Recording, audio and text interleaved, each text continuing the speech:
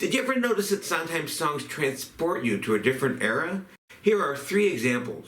Do you hear the parallels? Pardon me, is everybody there? Because if everybody's there, I want to thank you all for coming to the wedding. I am the very model of a motivated general life, information, vegetable, animal, and mineral life. I'm just a Broadway baby. Come on along and listen to the lullaby of Broadway. Agony beyond power of speech. Suddenly Seymour. Shalom, I'm David Benkoff, the Broadway maven. What you're hearing is Pastiche, and it's a technique especially beloved by Stephen Sondheim.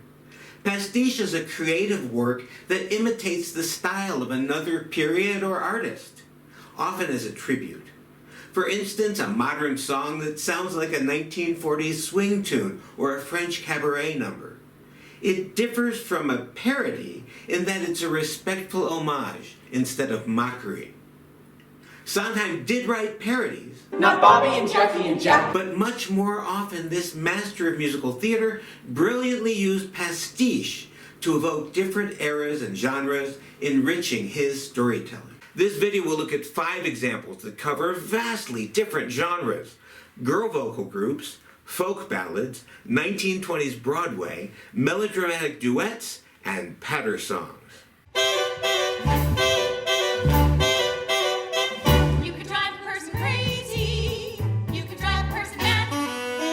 In company, Bobby's girlfriends sing about how his inability to commit has frustrated them. The song mimics the style of 1940s vocal groups, with lighthearted harmonies contrasting the women's irritation at Bobby's emotional unavailability, adding a playful yet pointed take on modern relationships. What makes a great song in this style? 1. Tight 3-part harmonies. These are multiple voices blending seamlessly, creating a thick vocal texture where each voice interlocks with the others. 2. Syncopated rhythms. Syncopation is when the accents of the rhythm fall between the beats, making it sound more unpredictable and livelier.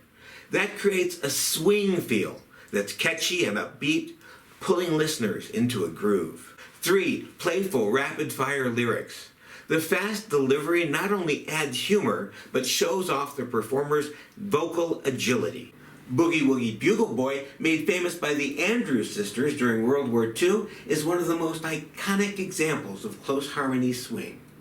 Notice how the energetic harmonies and syncopated rhythms not only give the song its infectious bounce, but also capture the upbeat, patriotic spirit of the era. In the army now, I'm blowing reveille. He's the boogie woogie bugle boy of Company B. They made him blow a bugle for his Uncle Sam. It really brought him down because he couldn't jam. The captain seemed to understand. Because the next day the cap went out and drafted a band. And now the company jumps when he plays reveille. He's the boogie woogie bugle boy of Company B. Now, listen to Mr. Sandman by the Chordettes. Here, the whimsical harmony style is front and center, lighter than Boogie Woogie Bugle Boy, but still keeping that tight vocal blend. Mr. Sandman, bring me a dream. Bum bum bum bum. Make him the cutest that I've ever seen. Bum bum bum bum. Give him 2 lips like roses and clover. Bum bum bum. Then tell him that his lonesome nights are over. See how these songs feature prominent 3- or 4-part harmonies and that distinctive swing feel? Sondheim captures these elements perfectly in You Could Drive a Person Crazy. Can you hear the tight harmonies and playful rhythms that echo those classic groups from the 1940s and 1950s? It's the same energy, just brought into the world of company. I could understand a person if he said to go away. I could understand a person if he happened to be gay. A person that titillates a person and leaves her black is crazy. He's a troubled person. He's a truly crazy person himself. Sondheim's You Could Drive a Person Crazy goes beyond simply replicating the close harmony style of the 1940s and 1950s. While the Andrews Sisters' harmonies were light and fun, Sondheim juxtaposes this cheerful sound with lyrics about romantic frustration, creating a biting contrast. The playful rhythms and syncopation emphasize the absurdity of modern relationships, evoking an upbeat musical style to underline emotional chaos rather than evoke pure nostalgia. Sondheim's twist lies in using the cheerful, familiar harmonies to highlight the dissonance between outward appearances and internal frustrations, turning light entertainment into a commentary on the messiness of contemporary love. When personality's personable, you should not sit like a lump. It's harder than a matador coercionable, trying to get you off of your rump. Let's turn to a classic American musical form, the folk ballad. Johnny Booth was a handsome devil, got up in his rings and fancy silks, had him a temper but kept it level. Everybody called him Wilkes. This folk-style ballad from Assassins tells the story of actor John Wilkes Booth as he justifies the assassination of Abraham Lincoln. The song explores Booth's conflicted emotions, using a simple melody to highlight the complexity of his motives while presenting him as both villain and misguided idealist. Drawing from 19th century American folk ballads, this song includes several defining features. 1. Simple melodic lines. These are reminiscent of traditional folk tunes, often easy to sing and memorable. 2. Narrative lyrics. Folk ballads tell stories, sometimes personal, sometimes historical. 3. Acoustic instrumentation. The use of guitars and other folk instruments provides an authentic folk sound that transports you to another time. O Susanna, written by Stephen Foster in 1848, is one of the most recognizable American folk songs. Its simple, catchy melody and vivid storytelling helped it become a staple of 19th century music. Well, I come from Alabama with a banjo on my knee, and I'm going to Louisiana, my true love for to see. Well, it rained all night the day I left, the weather it was dry, and the sun so hot it froze to death. Susanna, don't you cry. The Ballad of Jesse James, a traditional American folk song, tells the legendary story of the infamous outlaw. Its straightforward, narrative-driven lyrics and simple melody are hallmarks of the folk ballad tradition. It was Robert Ford, that dirty little coward. I wonder how does he feel, for he ate at Jesse's bread, and he slept in Jesse's bed, and he laid poor Jesse in his grave. These songs are narrative-driven and have a historical feel. Sondheim uses these folk techniques to delve into Booth's psyche, bringing history to life. Listen to the storytelling elements and how the simple melody enhances the narrative. Sondheim captures the tradition of folk ballads while deepening the complexity of the character. Why did you do it, Johnny? Nobody agrees. You who had everything, what made you bring a nation to its knees? Some say it was your voice had gone, some say it was booze. They say you killed a country, John, because of bad reviews. In the Ballad of Booth, Sondheim employs traditional folk ballad conventions, but adds psychological depth that transforms the form. While folk songs like O Susanna present simple, heroic narratives, Sondheim uses the familiar melody and structure to explore the conflicted mind of John Wilkes Booth. The song's straightforward, folk-like tune contrasts with its dark, introspective lyrics, which reveal Booth's internal struggles, sense of betrayal, and justification for his actions. Sondheim's twist lies in subverting the folk ballad's simplicity to confront complex, uncomfortable truths, forcing the audience to grapple with Booth's psychology rather than just recounting history. Johnny lived with a grace and glitter, kind of like the lives he lived on stage. Died in a barn in pain and bitter, 27 years of age. Moving to the brassy energy of early Broadway. I'm just a Broadway baby, walking off my tired feet, pounding 42nd Street to be in a show. Follies, Hattie, a former performer, sings about her dreams of Broadway stardom. While the upbeat tune reflects showbiz optimism, the song subtly conveys the disappointment of a life spent chasing unfulfilled dreams, making it both a celebration and a lament for lost opportunities. The song's infectious enthusiasm and theatrical flair make it a fitting example of early Broadway's musical style. What defines this style? 1. Brassy, upbeat melodies. These melodies convey excitement and the larger-than-life showbiz energy that defines early Broadway musicals. 2. Aspirational lyrics, themes about dreaming of making it big, which mirror the optimism of the era. Songs like this were anthems for people trying to make it in showbiz. 3. Vaudeville-style rhythm. The music is engaging and theatrical, often designed to be performed in front of a live vaudeville audience. There's No Business Like Show Business, written by Irving Berlin for the 1946 musical Annie Get Your Gun, is a quintessential anthem of Broadway. Its bold, brassy melodies and larger-than-life energy perfectly capture the spirit of the stage, making it a rallying cry for performers and a celebration of showbiz. The song's infectious enthusiasm and theatrical flair make it a fitting example of early Broadway's musical style. No business like show business like no business like no.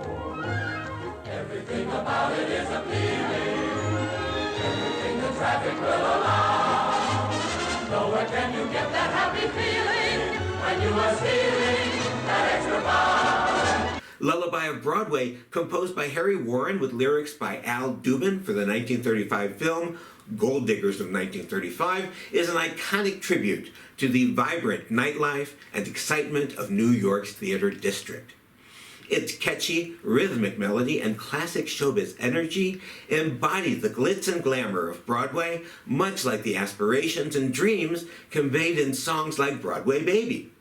This song encapsulates the allure of this stage. Come on along and listen to the lullaby of Broadway, the hip hooray and ballyhoo, the lullaby of Broadway, the rumble of the subway train, the rattle of the taxis, the daffodils who entertain at Angelo's and Maxie's.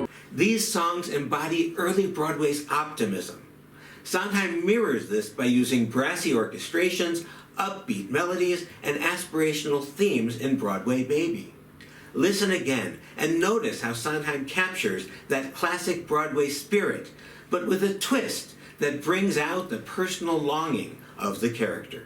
Broadway baby, learning how to sing and dance, waiting for that one big chance to be in a show. Gee, I'd like to be on some marquee. Oh, twinkling lights, a spark to pierce the dark from Battery Park. Head to Washington Heights. Sondheim's Broadway Baby mimics the brassy show tunes of the 1920s and 1930s, but adds a bittersweet twist.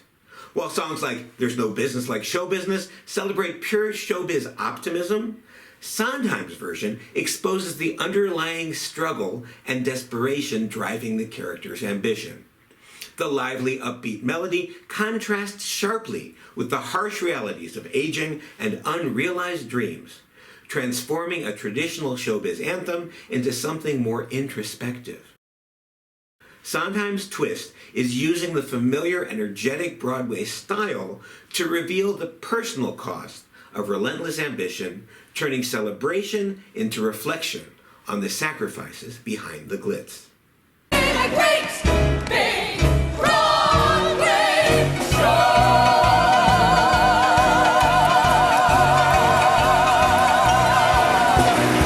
Now, melodramatic duets. Did I abuse her or show her disdain? Why does she run from me? If I should lose her, how shall I regain the heart she has won from me? In Into the Woods, Two fairy tale princes lament their romantic woes in an exaggerated fashion. The song humorously highlights their shallow suffering, with the princes competing over whose agony is greater, despite their problems being far from serious. Features include 1. Exaggerated emotions. The characters convey their feelings with heightened, almost theatrical intensity, making the emotions feel larger than life. 2. Lush harmonies and swells. The use of rich, full harmonies and powerful crescendos amplifies the emotional stakes, giving the music a grand, sweeping quality. 3. Romanticized idealism. The lyrics and musical structure embrace the classic tropes of romantic yearning, where characters express intense longing in an almost fantastical way, leaning into the grand gestures of traditional duets. Suddenly Seymour, from Little Shop of Horrors by Alan Menken and Howard Ashman, is a powerful ballad that combines heartfelt emotion with sweeping dramatic music. The song's earnest lyrics and soaring melody express the vulnerability and hope of its characters, making it a quintessential example of a melodramatic duet. Suddenly Seymour is here to provide sweet understanding. Seymour's my Tell friend. me this feeling lasts till forever. Tell me the bad times are clean washed away. I Know Him So Well from the musical Chess by Benny Andersson, Bjorn Ulvaeus, and Tim Rice is a deeply emotional duet that delves into the complexities of love and heartbreak. The soaring harmonies and introspective lyrics allow the characters to express their contrasting feelings with raw vulnerability. Wasn't it good? Oh, so good. Wasn't it fun? Oh, so fine. Isn't it madness? He can't be mine. But in the end, he needs a little bit more than me, more. These duets are dramatic with emotional lyrics. Sondheim uses this framework to both celebrate and poke fun at the genre. Notice the exaggerated expressions and how they contribute to the song's humor. This example comes closest to parody, but since songs like Suddenly Seymour are also parodic, Agony is still pastiche. Agony beyond power of speech, when the one thing you want is the only thing out of your reach. High in her tower, she sits by the hour, maintaining her hair. Blithe and becoming, and frequently humming a light-hearted air. Agony! Agony satirizes melodramatic love duets by exaggerating the emotions of the characters. While earnest duets like Suddenly Seymour convey genuine vulnerability, Sondheim uses lush harmonies to mock the prince's superficial suffering and exaggerated self-pity. The over-the-top delivery exposes the absurdity of their supposed torment, turning what could have been a heartfelt moment into more playfulness. Sondheim's twist is in using the grand romantic duet form not to celebrate love, but to humorously critique the inflated emotions and cliches of classic romantic tropes. Agony that can cut like a knife. Finally, patter songs. Pardon me, is everybody there? Because if everybody's there, I want to thank you all for coming to the wedding. I'd appreciate your going even more. I mean, you must have lots of better things to do, and not a word of it to Paul. Remember, Paul, you know the man I'm gonna marry, but I'm not, because I wouldn't ruin anyone as wonderful as he is. But I thank you all for the gifts and the flowers. Thank you all. Now it's back to the showers. Don't tell Paul, but I'm not getting married today. Amy, overwhelmed with wedding day anxiety, delivers a rapid-fire patter song in company. Her frantic lyrics reveal her panic about commitment, while a serene choir in the background contrasts her chaotic thoughts, illustrating her fear of marriage and loss of independence. Key features are 1. Rapid-fire lyrics. They cover a sense of panic or urgency. 2. Again, syncopated rhythms. These mimic natural speech patterns. 3. Satirical commentary, often a humorous take on societal norms. You Got Trouble from Meredith Willson's The Music Man is a classic example of a patter song, featuring rapid-fire, rhythmic lyrics that heighten the sense of urgency. In this number, the fast-paced delivery is used to comically warn the townspeople of River City about the supposed dangers lurking in their society.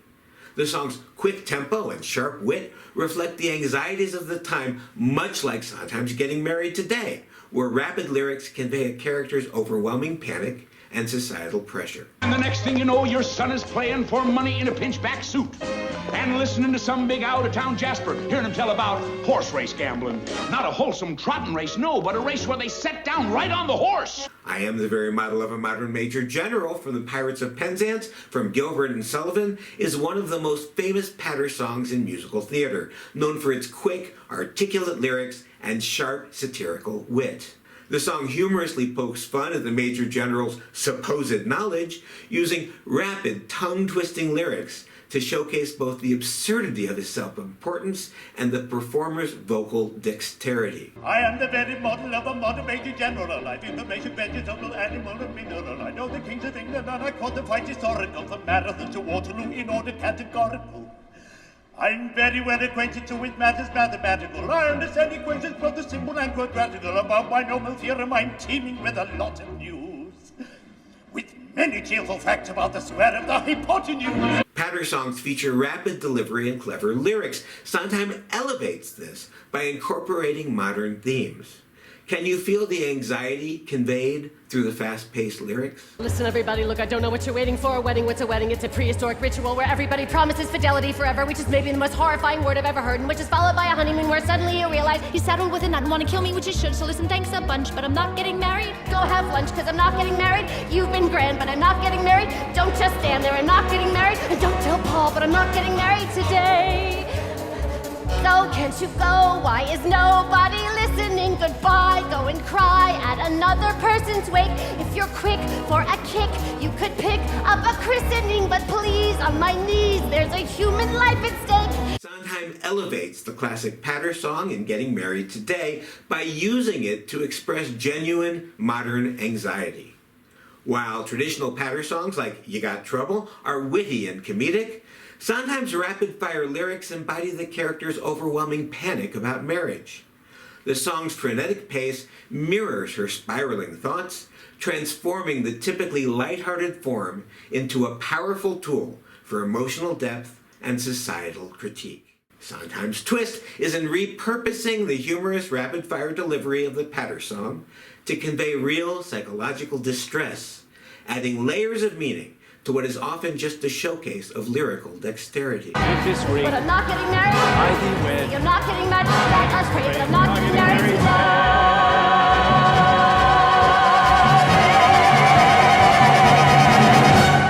Through these songs, we've journeyed across genres and eras, witnessing Stephen Sondheim's incredible ability to weave pastiche into his works.